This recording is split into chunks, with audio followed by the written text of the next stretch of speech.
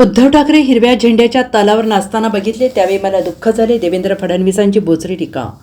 हिंदू हृदय सम्राट बाळासाहेब ठाकरे यांनी जाज्वल्य हिंदुत्व सांगितलं, मात्र त्यांचे चिरंजीव उद्धव ठाकरे हे जेव्हा उद्धव ठाकरे हिरव्या झेंड्याच्या तालावर नाचताना दिसले त्यावेळी मला खूप दुःख झालं. आता आपण कोणाकडून अपेक्षा करावी अशी टीका उपमुख्यमंत्री देवेंद्र फडणवीस यांनी ठाकरे गटाचे प्रमुख उद्धव ठाकरे यांच्यावर केली. ते अमरावतीमध्ये बोलत होते. यावेळी फडणवीस यांनी लोकसभेत कशामुळे पराभव झाला याची गणितं सांगितली. देवेंद्र फडणवीस म्हणाले, आमचं मत एवढंच आहे की लांघून चालन चालणार नाही, आम्ही ते खपवून घेणार नाही. सर्वांना या देशात समान अधिकार आहेत, सगळ्यांना समान संधी असली पाहिजे. एका वर्गाला धरून यांच्या मतांवर आम्ही निवडून येऊ असं जर कोणी सांगत असेल तर त्याला कधीतरी आपण उत्तर देणार आहोत की नाही हा प्रश्न आहे. आपल्या सर्वांना या प्रश्नाचं उत्तर द्यायचं आहे. मी आपल्याला विनंती करण्यासाठी आलो आहे की हे जे काही या ठिकाणी झालं हा सहयोग नाही, हा एक प्रयोग आहे. पहिला प्रयोग कर्नाटकात केला, तिथे यशस्वी झाले. त्यानंतर भारतात प्रयोग केला आणि आता महाराष्ट्रातही तोच प्रयत्न करणार आहेत. पुढे बोलताना देवेंद्र फडणवीस म्हणाले, आपलं सरकार मैदानात उतरलं, गाफील असताना एकदाच खिंडीत गाठता येतं, त्यांनी गाठून घेतलं.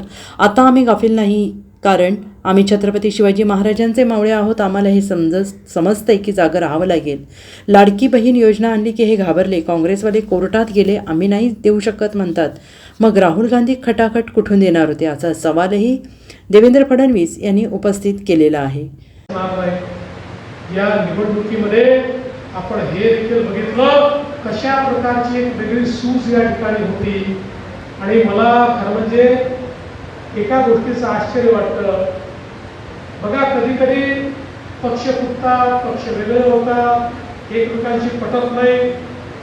पण ज्यांनी जाज्वल्य हिंदुत्व सांगितलं ते हिंदू हृदय सम्राट शिवसेना प्रमुख बाळासाहेब ठाकरे यांचे चिरंजीव उद्धव ठाकरे हेही जेव्हा हिरव्या झेंड्याच्या तालावर नाचताना मी बघितले त्यावेळी मला मनापासून दुःख झालं की आता या ठिकाणी खरं म्हणजे कोणाकडनं आपण अपेक्षा करावी.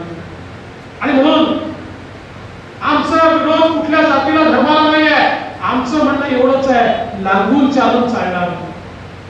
लागून चालून आम्ही खपवून घेणार नाही. सगळ्यांना या देशात समान अधिकार असेल, सगळ्यांना समान संधी असेल, पण एका वर्ग विशिष्टाला पकडून यांच्या मतांच्या भरोश्यावर आम्ही निवडून येऊ असं जर कोणी सांगत असेल तर त्याला कधीतरी आपण उत्तर देणार आहोत की नाही हा प्रश्न आज आपल्या सगळ्यांना या ठिकाणी त्याचं उत्तर द्यायचं आहे. आणि म्हणून